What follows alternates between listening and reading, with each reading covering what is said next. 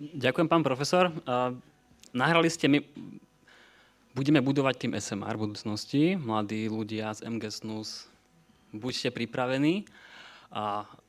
Na úvod môžem povedať, že prvýkrát stojím tu pred vami ako speaker, vždy som sedel tam, ako študent, ako doktorant, ako mladý jadrár a teraz konečne po tých pár rokoch tu stojím ako nejaký speaker, odborník a môžem prezentovať nejakú tému. Takže je mi cťou. Budem prezentovať veľmi všeobecne prvé, čo sú tie malé modulárne reaktory a potom vám poviem špecificky o projekte Fénix, ktorý v slovenských elektrárniach aktuálne riešime. Na začiatku by som chcel spraviť taký jeden veľký krok dozadu, aby sme si uvedomili, v akom sme žili v poslednej dekáde environmente. Ja si ešte ako študent pamätám ten pojem jadrová renesancia pred tými 15-20 rokmi. Veľa viacerých jadrových blokov, viacero krajín chcelo stavať jadrovú energetiku. Aj to bol dôvod, prečo Enel vstúpil do slovenských elektrární. Chceli sa naučiť, ako sa stáva jadrové elektrárne, aby mohli Taliansku začať stavať jadrové elektrárne. Všetci vieme, čo sa stalo. Stala sa Fukushima. V marci 2011 všetkých šokovala Fukushima a zmenila takúto paradigmu, ako sa pristupuje k jadru vo svete. Ja osobne som bol študent prvého ročníka jadrovej energetiky a bolo to pre mňa, že šok, študujem jadro, vybral som si smer, odbor, ktorý idem študovať a stal sa Fukushima. Čo budem robiť? Čo teraz? Proste koniec. Ale stojím tu, máme nádej, ideme ďalej, budujeme jadro, postavili sme Mochovce 3, dostávali sme ich, spustili sme ich, takže máme nádej. Čo to ale spôsobilo? My sme po Fukushime stratili niektoré krajiny, ktorí chceli stavať veľa elektrární. Taliansko napríklad. Stratili sme Nemecko, ktorý bol kedysi veľký líder jadrovej energetiky v Európe, vo svete. Stratili sme dôveru ľudí.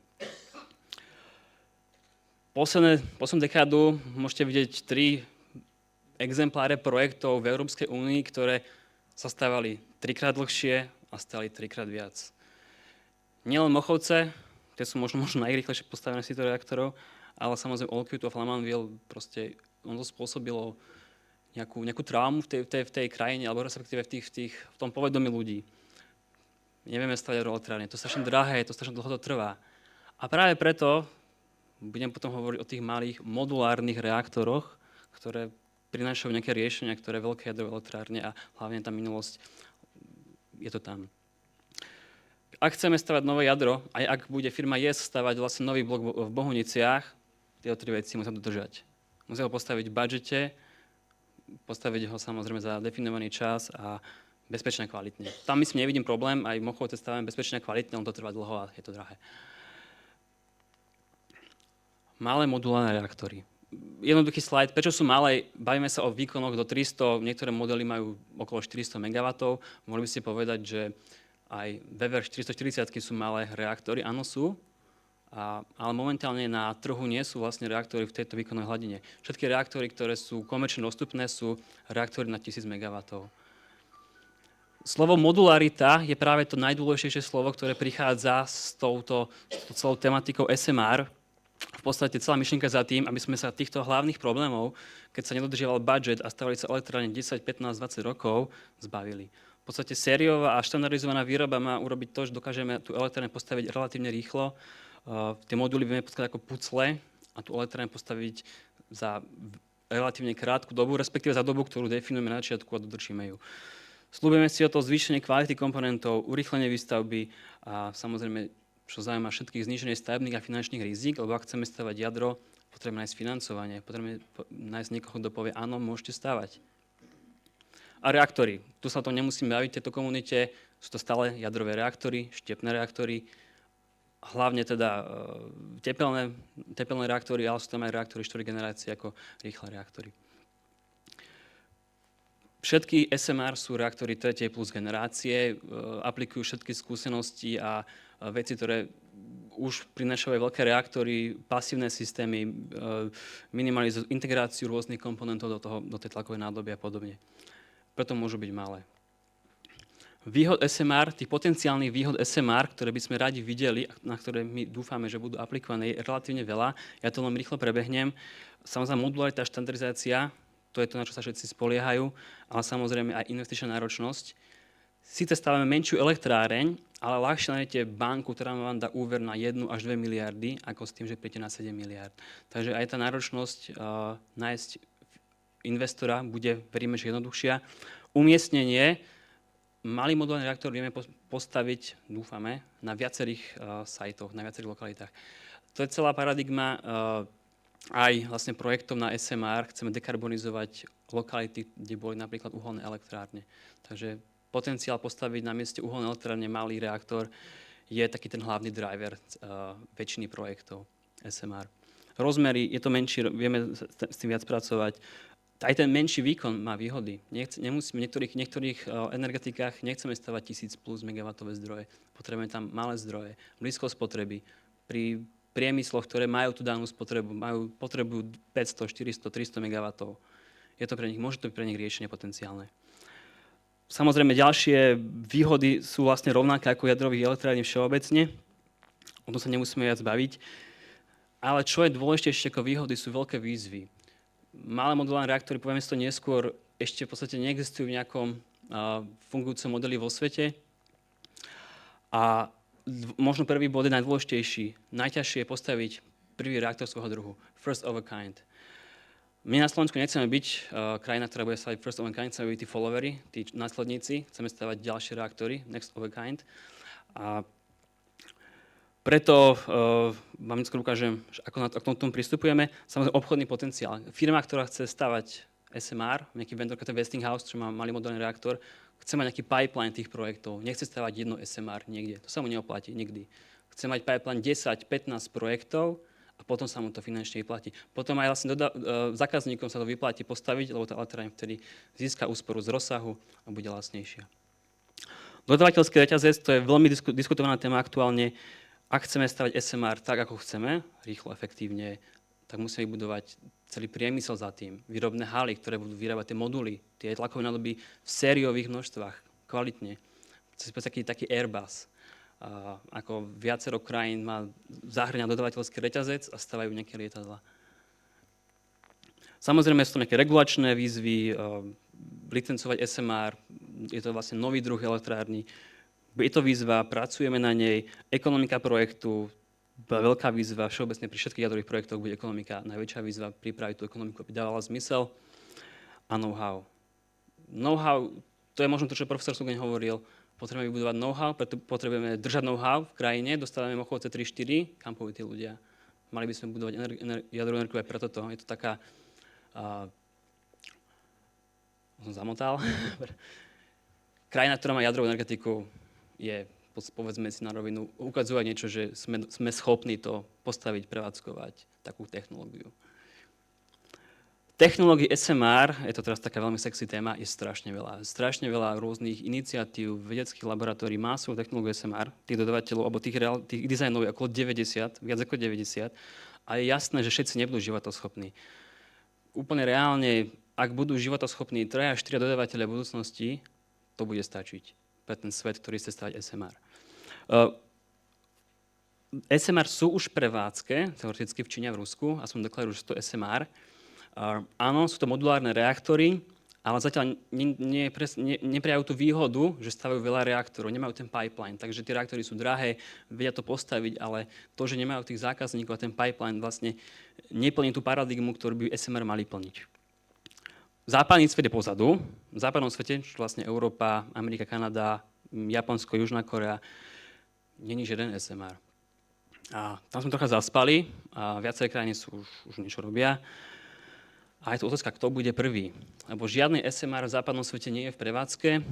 Dlho to vyzeralo, že to bude NuScale. Ľudia, ktorí sa tomu venujú, alebo respektíve sledovali to, tak verili, že NuScale bude prvý, mal projekt v Utahu. Ale bolo to tu povedané, zdražovali rozpočet, brutálne narastli výdavky, predpoklady na ten projekt a nezískali predplatiteľov tej elektrickej energie. Projekt bol zastavený v novembri 2023, vlastne dosť nedávno. A bolo to také otrasenie SMR. Má SMR zmysel? NuScale to nedal. Bol to prvý licencovaný dizajn a nedali to. GE Hitachi prebral vedenie. Môžem povedať, že aktuálne vyzerá, že práve SMR varného typu, vlastne to je typ BWRX 300 MW varný SMR reaktor, bude zjavne prvý SMR v západnom svete postavený. Stavajú ho v Kanade, v provincii Ontario na Darlington lokalite. Začali stavať tento rok, už robia zemné práce a jadrovú časť začínajú stavať budúci rok. Zatiaľ fakt vyzerá, že to robia. Sú tam bagre, kopu. Takže celá komunita, ktorá sa venuje SMR, bude veľmi sledovať aktívne, ako sa bude dariť GE Hitachi v Kanade. Podľa mňa to veľmi nasmeruje aj celý priemysel dopredu. Takže dúfajme, majú nejaký plán, že v roku 2028 by mohli mať kritický reaktor. Už som videl nejaké plány, že skôr 29, ale stále je to super. Bude to v tejto dekáde, držíme im palce a možno začnú tú súťaž, alebo ten začiatok tých SMR v krajinách. Rozpočet, áno, možno sa smiete, 1,2 miliardy, to som našiel na stránke, tak definuje GE, že toľko by sa jedno SMR 300 MW. Neviem, či to je pravda. A aj preto slúži ten first of a kind, že to postavia prvýkrát, na konci spravia čiaru a zistia, že ich to stalo 3 miliardy a povedia si uf. Ale je to prvý reaktor svojho druhu. Je to first of a kind. Ten nikdy nebude lacný.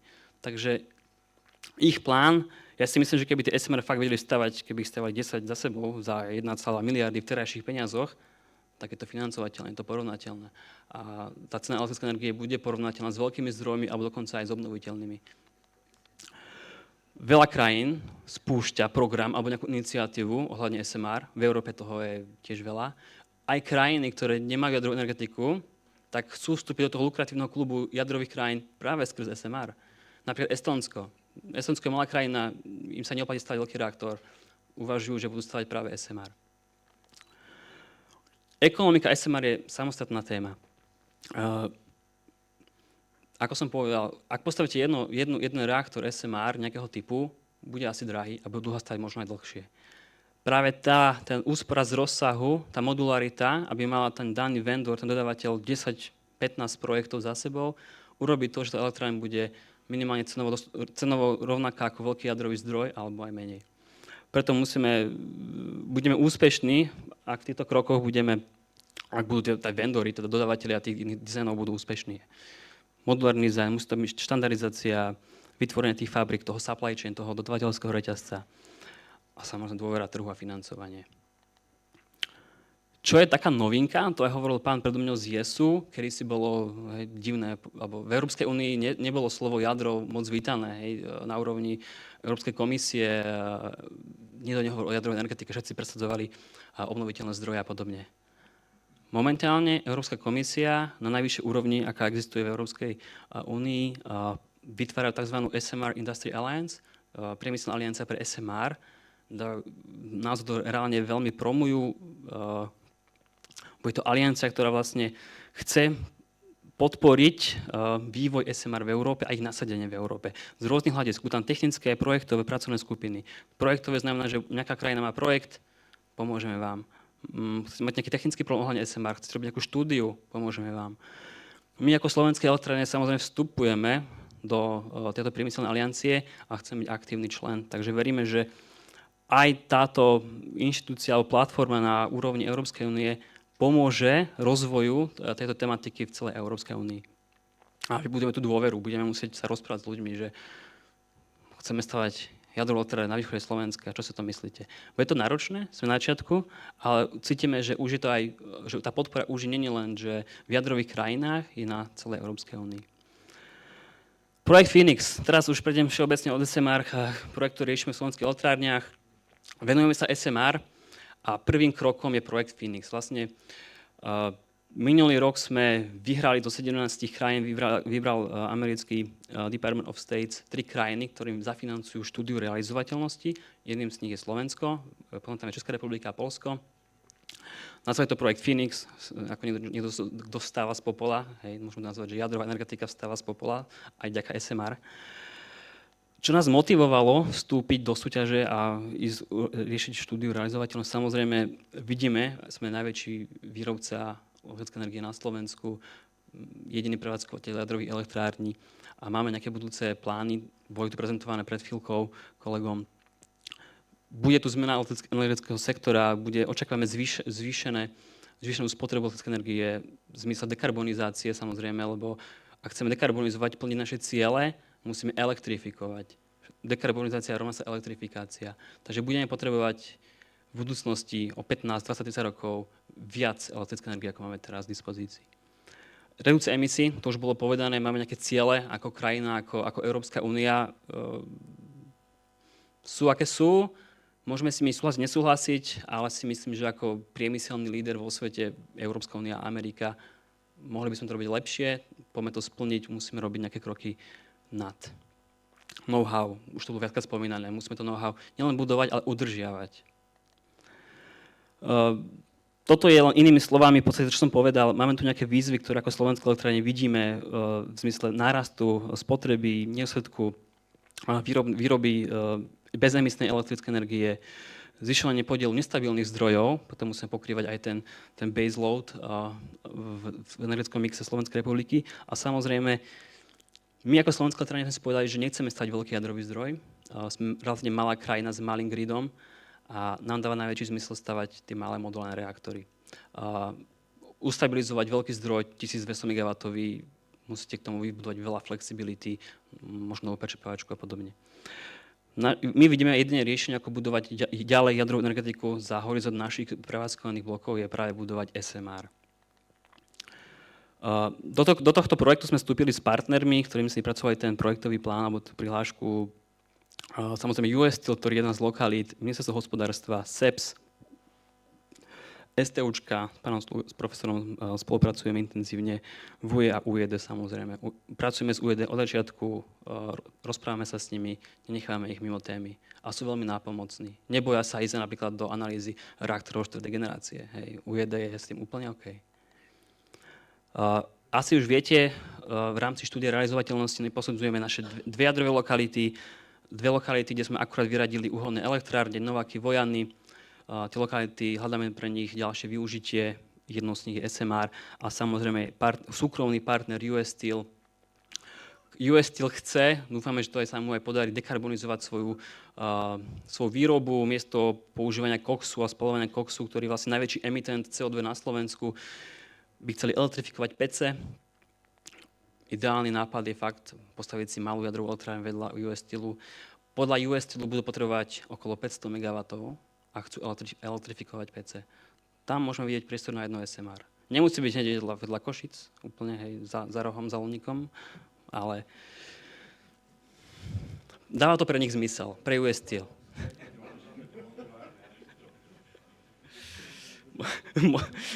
Už sa tu rozbiehajú nekorektné vtipy.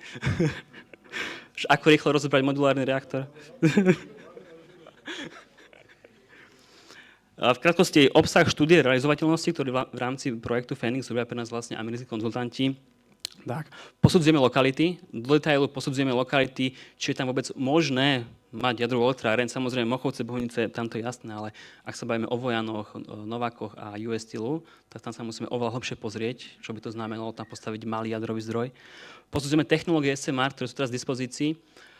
Ako už bolo spomínané, posudzujeme západné technológie, nie sú tam pozvaní vlastne ruskí a čínsky dodavatelia, v podstate sú tam SMR technológie z Ameriky, z Kanady, z Európy, z Veľkej Británie, Japonsko a Kórea. Je tam veľa potenciálnych dodávateľov, my si chceme vybrať taký shortlist 9-10 a tých detailne posúdiť, či sú vhodní, v akom sú stave licencovania, pripravenosti, nasadenia a akom stave sú ich projekty. Samostatná kapitola licencovanie. Samozrejme, to jadrová elektráreň bude splňať všetky podmienky, ktoré nám povie UED, že musíme splniť. A sú tam špecifika, na ktoré sa chceme pozrieť, hlavne preto, že bude možnosť, že je tam potenciál stavať na uholnej lokalite, takže to licencovanie bude o niečo komplikovanejšie. Samozrejme, ekonomika projektu a nejaké projektové riadenie. Chceme si robiť nejakú rešerš, urobiť nejaké analýzy, nejaké business casey, ako by to mohlo stáť, čo by sme museli robiť, aké sú modely financovania a podobne. Sme na začiatku, nemáme nič z toho ešte hotové. Začali sme v podstate pred 3 mesiacmi s nejakým reálnou prácou a robíme na tom. Toto je možno trocha kontroverzný slajd, to je posledný slajd. Toto je veľká výzva, ako mať potenciálne prvé SMR na Slovensku. Nie je to nerealistický plán, my sme si analyzovali už podrobnejšie, máme podrobnejšiu roadmapu všetkých krokov, ktoré na Slovensku musíme spraviť, aby sme mohli postaviť jadrovú elektráreň. A keby išlo všetko ako má, nikto nebude hádzať polná pod nohy, dodávateľia budú plniť svoje milníky, že postavili sme first of a kind niekde inde, sú tam dobré výsledky, plníme svoje harmonogramy, všetci pôjdu ako majú, tak si vieme predstaviť mať prvé SMR v prevádzke povedzme od roku 1937. Možno o pár rokov tu budem stať znova a budem tu iný graf, je to veľmi možné, ale ak chceme mať nejakú výzvu v rámci krajiny a slovenských elektrární, ľahšie sa posúvať doprava, ale doľava sa posúvať nedá, takže sme si stanovili nejakú výzvu, ktorá je momentálne takáto. Ďakujem za pozornosť a teraz tu je priestor na vaše otázky.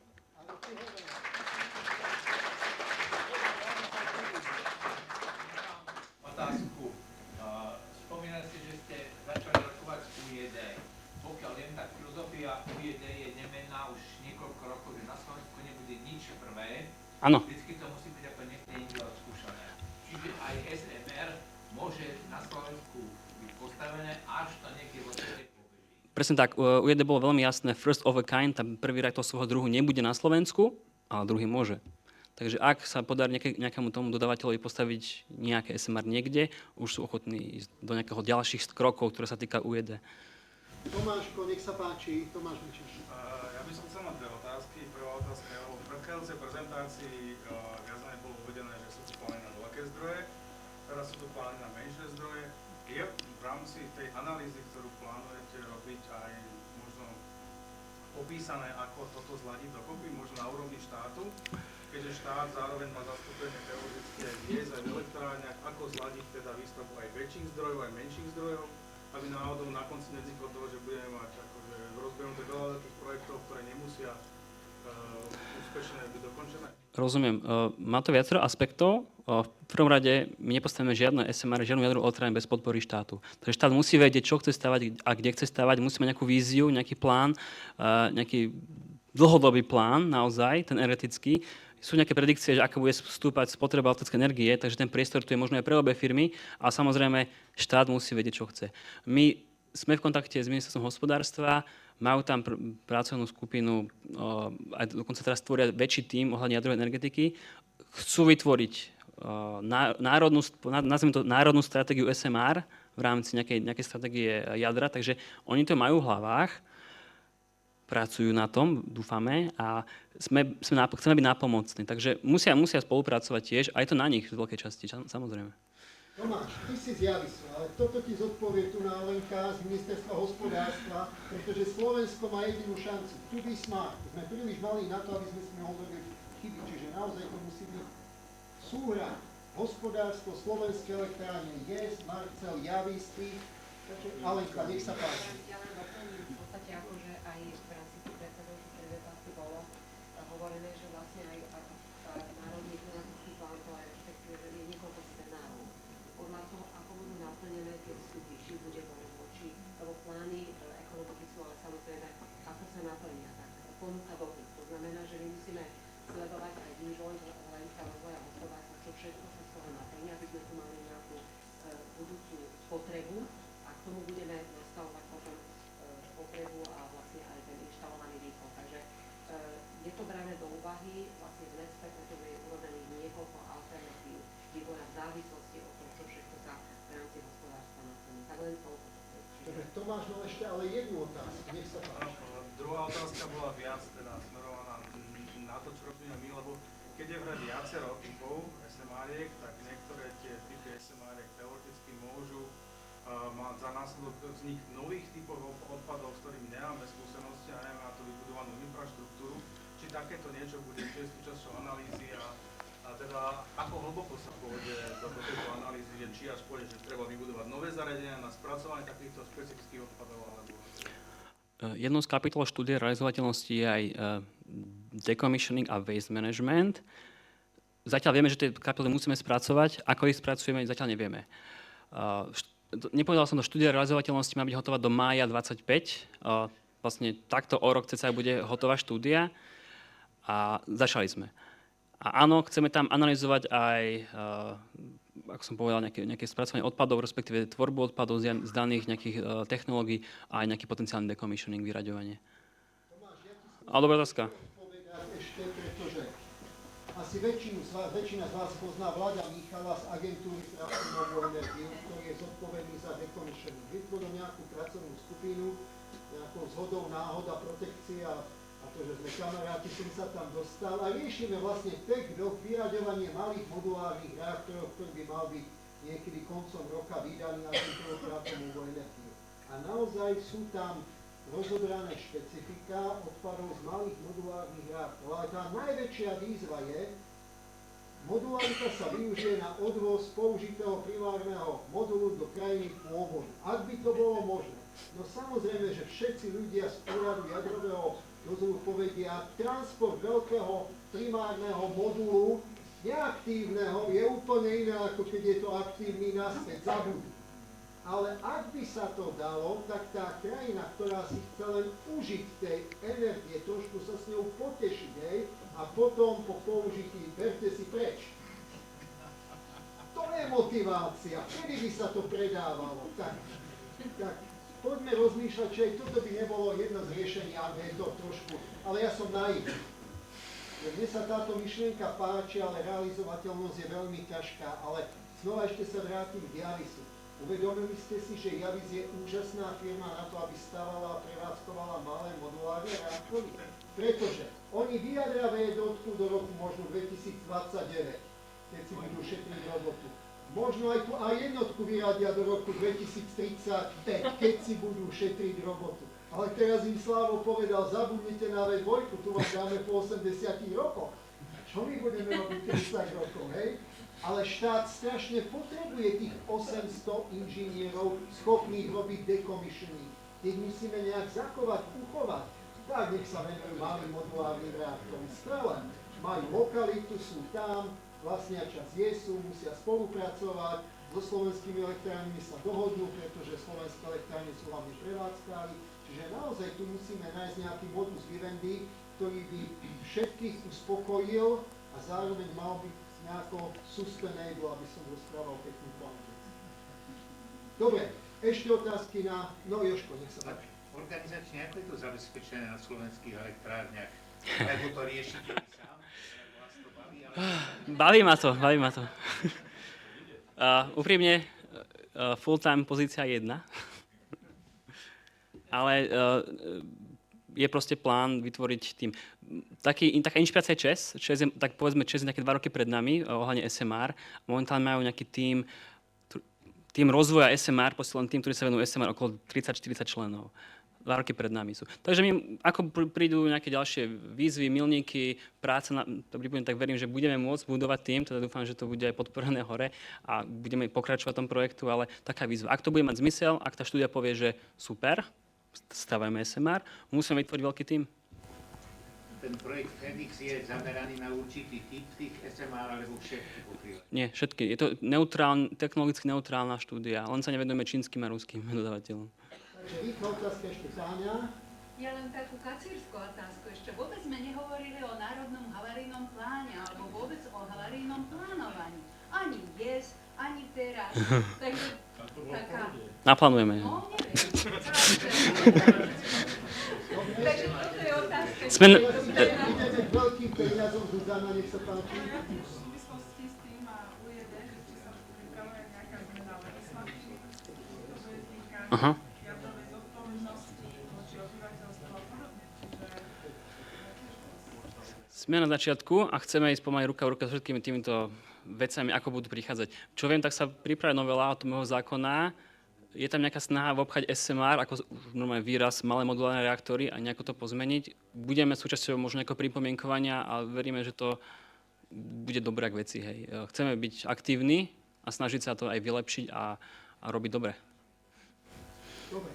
Takže Vlado, počkaj, Vlado, keď sa už moc pýtal, tam Mladý sa pýta. Ja nemám otázky, ja mám poznámku. Dobre, takže Mladý sa spýta, ty s poznámku.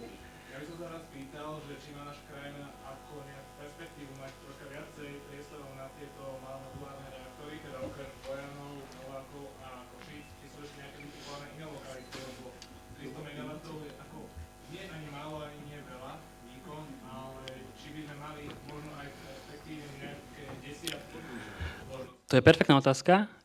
Ja som si ju položil v hlave, keď som si povedal, čo keď štúdia povie, že ani jedna z lokalít nie je vhodná na SMR. Zastavíme projekt, alebo si povieme, je tu ešte nejaká iná lokalita na Slovensku? Lebo my sme sa primárne pozreli na naše lokality, ktoré vlastníme. Hej, to sú lokality, ktoré vlastníme. Nováky, Vojany, jadrové lokality vlastníme. US Steel prišiel tiež nápadom, že má tam veľký dekarbonizačný projekt. Ale asi áno, potenciálne je možné, ja neviem, akože len tak technická reč, môžeme obnoviť Kecerovce, môžeme sa rozprávať o iných nejakých priemysloch veľkých, ktoré by mali záujem napríklad o energiu z jadra. A to má práve výhoda SMR, že budú potenciálne postaviteľné na viacerých možných sajtoch. Nie je to obrovská elektráreň ako Mochovce, kde treba odstreliť polku kopca, aby tam mohla byť elektráreň. Ja mám len poznámku, že výstavba ďalšieho nového bloku, či už VIES alebo SMR, musí byť nutne zviazaná s odstavením V2. Pretože... Neviem. Nemusí. Môj osobný názor je, že musí. A to z toho dôvodu, že hovoríme tu o roku 2040, to už je za 16 rokov. Výstavba, aby to za 16 rokov začal blok fungovať, tak tomu neverím. Môžete si tvrdiť, čo chcete, ale garantujem, že za 16 rokov ako nebude žiaden nový blok v prevádzke.